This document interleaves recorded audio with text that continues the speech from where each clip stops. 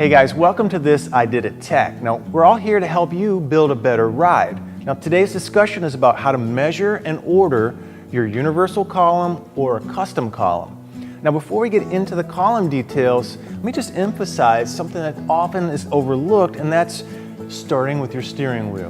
Where do you want to be, right? You're going to order what you want, so pick out where you want your wheel. Make sure you know what wheel, because dishes are constantly changing between one wheel and another. And the adapter, you've got different bolt patterns to get from your wheel, right, down to your column. Those change. So you want to know what that distance is before you can start working off that interface. So this is your upper sleeve, and general purposes for measuring with an ididit is always working from the upper sleeve all the way down to the end of the output shaft going into your steering. Right? So this would be a 35-inch column.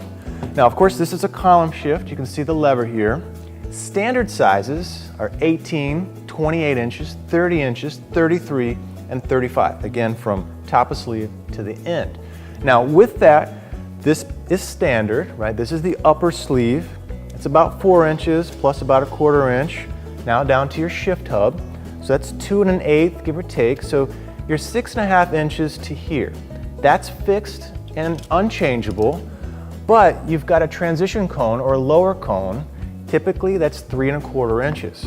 So if we want to start doing a little bit of customizing, right, we can shrink this down to about 1.5 inches, but you might see a little bit of exposed wiring, so just know that, but it's a good option, right?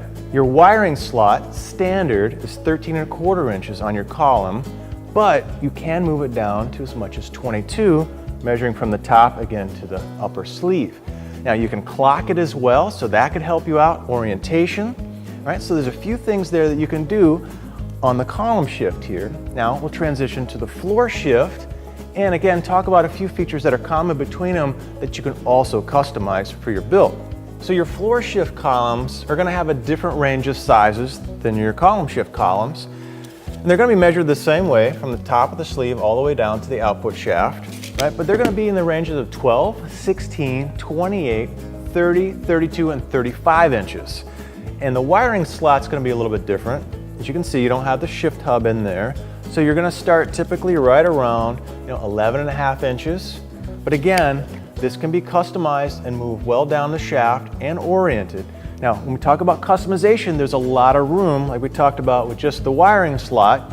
You can change the length of the tube, right? So you can go as short as 4 inches and long as to a reasonable length out here that you need. You can customize anywhere in between. And on the output shaft, you can go as short as 1 inch all the way up to 8 inches. So that lets you just about get anything you need for your build. These guys would be happy to help you out with it, so give them a shout. And the one thing to think about when you're doing one of the retrofit style columns is this distance to your wheel is always going to be generally in the same spot. So if you're comfortable with where your current split line is, you're good to go. If for some reason you want to do something different, give them a call and they'll see if they can help you out.